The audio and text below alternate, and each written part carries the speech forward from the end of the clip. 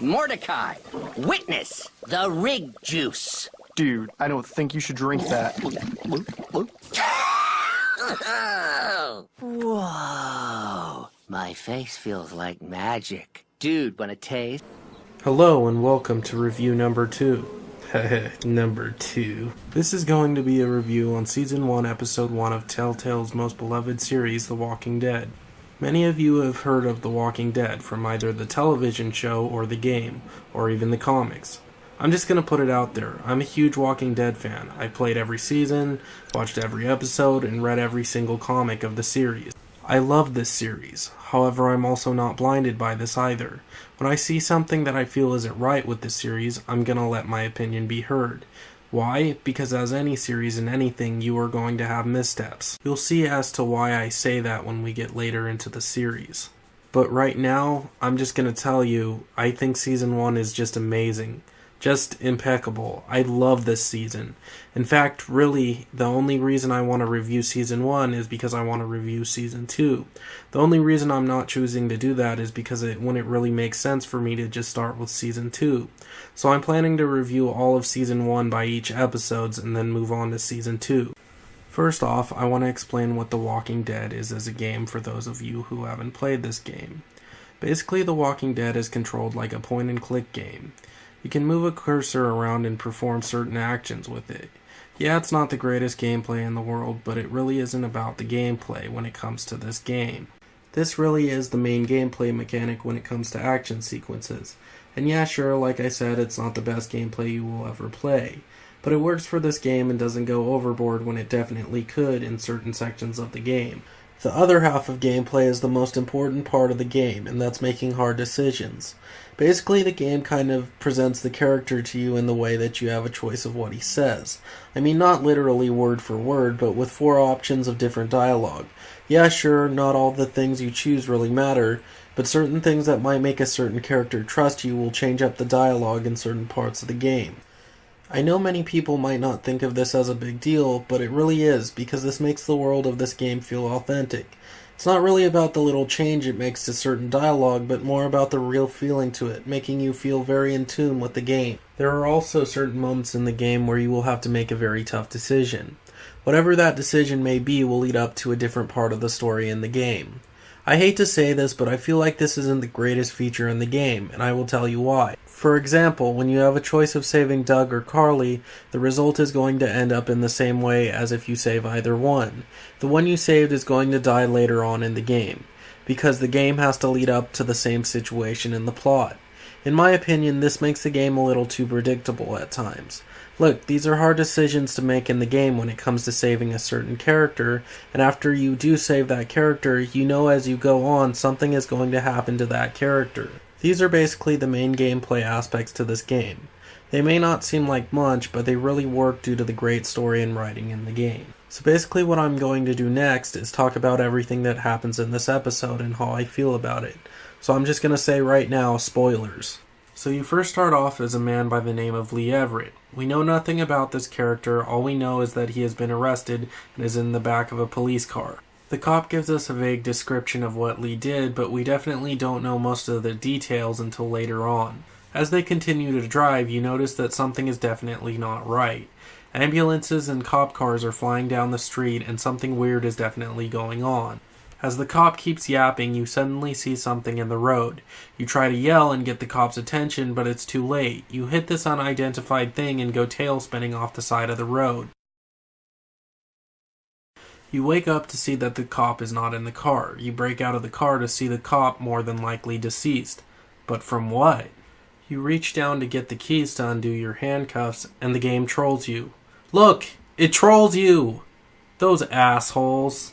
Anyways, once you unlock your handcuffs, you guessed it. The officer comes after you now. You must crawl back to the car, retrieve the shotgun, put the ammo in it, whoops, drop the ammo, put the ammo in it again, and then finally blow the walker's brains out. And this is basically the beginning of the story. I don't know how they could have done this part better. The whole way they introduced it at the start by showing you something is definitely going on, and then all of a sudden once you shoot that walker, you know something is horrifyingly wrong with the world. It just makes this game very frightening and very tangible. As Lee collects himself for a second, he gets up, jumps over a fence to try to not only find some help, but also figure out what's going on. He enters somebody's home to find that nobody is home.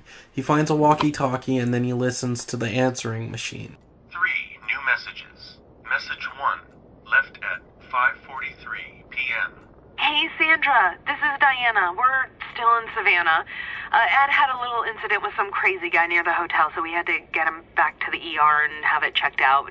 Anyway, he's not feeling well enough to drive back tonight, so we're staying an extra day. Thanks so much for looking after Clementine, and I promise we'll be back in time before your spring break. Message 2, left at 11:19 p.m. Oh my God, finally. I don't know if you tried to reach us. All the calls are getting dropped. They're not letting us leave and aren't telling us anything about Atlanta. Please, just leave the city and take Clementine with you back to Murrieta. I've got to get back to the hospital. Please let me know that you're safe. Message 3, left at 6:51 a.m. Clementine, baby. If you can hear this, call the police. That's 911. We love you. We love you. We love you. I don't know how they could have made this moment more gripping or immersive. The dialogue is perfect and the voice acting is spot on. There is a reason this is the trailer for Season 1. After hearing this, Lee gets a message from the walkie-talkie. It turns out that this is a young girl by the name of Clementine. She tells Lee that he needs to be quiet. She reveals to him that she's been hiding out in her treehouse for 2 days. After talking for a little while, Lee is attacked by her babysitter. Now that is one damn hot babysitter. But anyways, after trying to get away, Clementine opens a sliding door to give a hammer to Lee, which in turn makes Lee bash her brains in with it.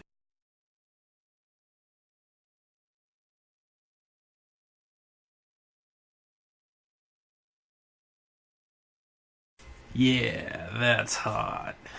After this, you have to make a choice of moving by daylight or waiting till sundown. Any sane person would go out in sunlight. After doing so, you help out 2 strangers, and they drive you away to a farm. Herschel Green's farm, to be exact. Wait a second. What the? Are these the same people? In all seriousness, though, these are the same characters from the TV show and the game, so this proves that the game starts before the TV show's plot. So after some questioning from Herschel, you are allowed to stay on the farm for the night. After that, though, you must go somewhere else.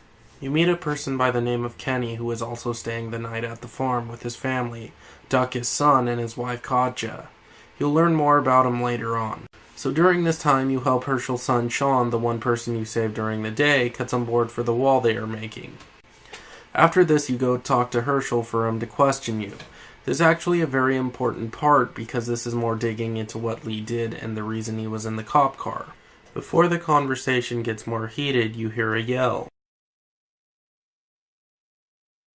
It seems Duck accidentally ran over Sean's leg on the tractor he was playing on, so now you must make your first hard choice. Save Duck or save Sean. Kenny did say Duck was dumber than a bag of hammers. But in all honesty, I knew what was going to happen, so I chose Sean because, hey, at least it's worth a try. But I think everyone's choice should definitely be Duck.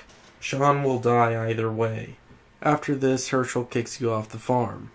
After driving for a while, you run out of gas, and now you're basically up Schitt's Creek without a paddle. Kenny ignorantly yells out to someone who turns out to be a walker also. Seriously? Anyways, Duck is jumped by a walker when a woman shoots it off of him. This new group takes them into their drugstore they have been hiding in, and are all in an uproar over if Duck has been bitten or not. Especially this dumbass old guy named Larry. During this argument, though, Clementine mentions that she has to pee. Come on, Clementine. Just wait a second. Clementine mentions that there is someone in the bathroom. You guessed it, it's a walker, and it grabs Clementine and Lee must save her. He's at the 30, the 20, the 10. Oh no, fumble. He's fumbled the ball. Oh no, what's going to happen next? Oh, a recovery. He's still running down the line. He's being blocked. Oh, and the defensive line has been shot? Well, that settles that problem. So what the hell? what is assumed to be the National Guard comes out of nowhere to save the day. When has this ever happened in the series? I mean, someone could say that this was the beginning of the outbreak, so maybe that's why there were still National Guard troops out there. But what are the odds of that? After this, Larry puts too much stress on his heart from being a little bitch. Now you must find him nitroglycerin pills that are in the pharmacy. However, the pharmacy is locked, so now you must unlock it. Well, it turns out Lee's brother, who most likely has the keys, is out there. But you know, not out there as a human. However, there is no way to get out there. I'm serious, you can't get out there with the combination lock on the door. So how the hell did they save them in the first place then? You have to get an axe, which you get by going to help Glenn get gas. Glenn does have the gas, however there is a girl that seems to need help, but the area she is in is surrounded by walkers. This is basically an action stage, because you take out walkers by doing specific timing when clicking on them. It's actually a lot of fun and works really well. Basically, after getting an axe and breaking through the door, she tells Lee, Carly, and Glenn that she has been bitten. You have a choice to make, let her turn or give her the gun to end it. It doesn't matter which choice you choose because both will untimely end her in death, but I think the right move is to give her the gun because if I was in that situation, I wouldn't want to turn. This is another perfect area in the season because this is basically showing you that even though both decisions are bleak, that is the world you are living in the game. So this is kind of showing you that sometimes both decisions are going to be a terrible undertaking, but you have to pick one that you think is the best. And that's why these decisions have so much meaning, even if both decisions lead up to the same situation. After this, you go back to the group. Unlock the door to the front, use the TV as a distraction with the universal remote while breaking the glass to make the noise come out, and go over to your undead brother to get the pharmacy keys. You have to kill him though. Oh god, just die already! After this, you get the keys and now it's time to go to the pharmacy.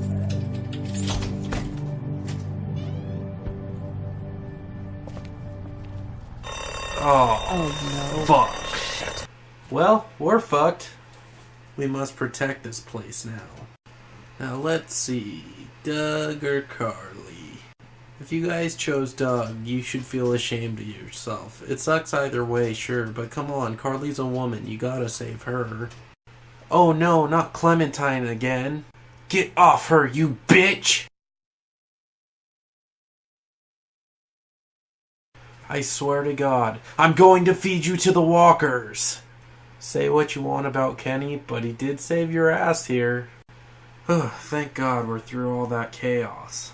This is actually a great part because I feel this part of the episode kind of gives you the perfect taste of what's going to happen next. Glenn is leaving, so this is where the Walking Dead TV show basically begins. The rest of the group basically talks about their situation. And you talk to that dumbass Larry. He knows who you are and you better stay away from his daughter. He does finally explain what Lee did, and it's mentioned a little bit by Carly in the drugstore. Basically, Lee killed a state senator for sleeping with his wife. Look, yeah, I get it. Maybe he shouldn't have killed him, but put anyone in that situation with a weapon in their hand, and they would definitely have an idea to. So yeah, maybe to someone Lee might just be a criminal, but I think to most people, since this is the apocalypse in the game, he can be forgiven. After all the talking's done, everyone exclaims that, hey, maybe everything is going to be alright. We got food, shelter, and most importantly, light.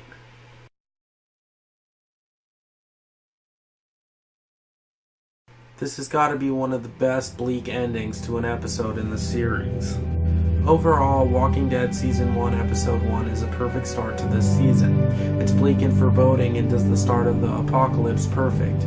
It's a somber tone of things to come, and if you ask me, I don't think they could have done the first episode any better. They're kind of showing the group what to expect in this episode, and like I said, I think it's done in such an exceptional way.